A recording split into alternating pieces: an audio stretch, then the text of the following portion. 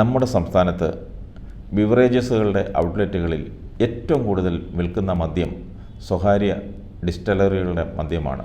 എന്താണ് അതിൻ്റെ കാരണമെന്ന് അന്വേഷിച്ച് നടക്കുമ്പോഴാണ് കാര്യം പിടികിട്ടിയത്. ചില കമ്പനികളുടെ മദ്യം വിൽക്കാൻ കൺസ്യൂമർ ഫെഡ്, ബെവ്കോ ചില്ലറ വിൽപ്പനശാലകളിലെ ജീവനക്കാർക്ക് എന്ത് ഉത്സാഹമാണെന്നറിയാമോ? പലപ്പോഴും ആവശ്യക്കാർ ചോദിക്കുന്ന മദ്യം നൽകാറില്ല. ഔട്ട്ലെറ്റിൽ ഇരിക്കുന്നവർ പറയുന്ന മദ്യം വേണമെങ്കിൽ വാങ്ങിച്ചോണം.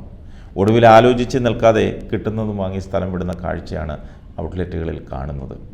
ഈ ഔട്ട്ലെറ്റുകളിൽ ഇരിക്കുന്ന ജീവനക്കാർക്ക് നൽകാൻ കൊണ്ടുവന്ന കമ്മീഷൻ മദ്യക്കമ്പനി ഏജൻറ്റിൽ നിന്ന് വിജിലൻസ് പിടികൂടിയതോടെയാണ് കോടികളുടെ ഇടപാട് പുറത്തറിഞ്ഞത്.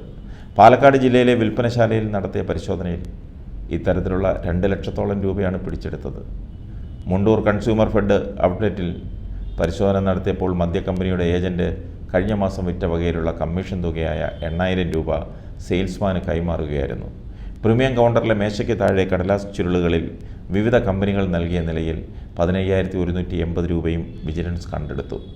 ഇതേ തുടർന്ന് മദ്യക്കമ്പനി ഏജൻറ്റുമാർ വന്ന വാഹനം പരിശോധിച്ചപ്പോൾ 43 ബ്രൗൺ കവറുകളിലായി പാലക്കാട്, മലപ്പുറം, വയനാട്, കോഴിക്കോട് ജില്ലകളിലെ വിവിധ ഔട്ട്ലെറ്റുകളുടെ പേര്, കമ്മീഷൻ തുക എന്നിവ രേഖപ്പെടുത്തിയ 1,78,340 രൂപയും പിടികൂടി.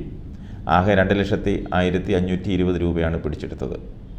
കേരളത്തിലെ ബെവ്കോ ഔട്ട്ലെറ്റുകൾ വഴിയും കൺസ്യൂമർ ഫെഡിൻ്റെ ഔട്ട്ലെറ്റുകൾ വഴിയും ചില ജീവനക്കാർ സർക്കാർ മദ്യം വിൽപ്പന നടത്താൻ മടി കാണിക്കുന്നതും സ്വകാര്യ കമ്പനികളുടെ മദ്യം കമ്മീഷൻ വാങ്ങി ഔട്ട്ലെറ്റുകളിൽ പ്രദർശിപ്പിച്ച് കൂടുതൽ വിൽപ്പന നടത്തുന്നതും വിജിലൻസിന് രഹസ്യ വിവരം കിട്ടിയിരുന്നു. സംസ്ഥാനത്ത് ഇത്തരത്തിൽ കോടികളാണ് മദ്യക്കമ്പനികൾ ഒഴുക്കുന്നത്. ഇപ്പോഴും അവരവർക്ക് ലാഭമുള്ള കച്ചവടമല്ലേ നടത്തൂ. ഇങ്ങനെ വേലി തന്നെ വിളവ് തിന്നുന്ന ജീവനക്കാരെ പിരിച്ചുവിടണം. സർക്കാരിന് കോടികളാണ് ഇത്തരത്തിൽ നഷ്ടം.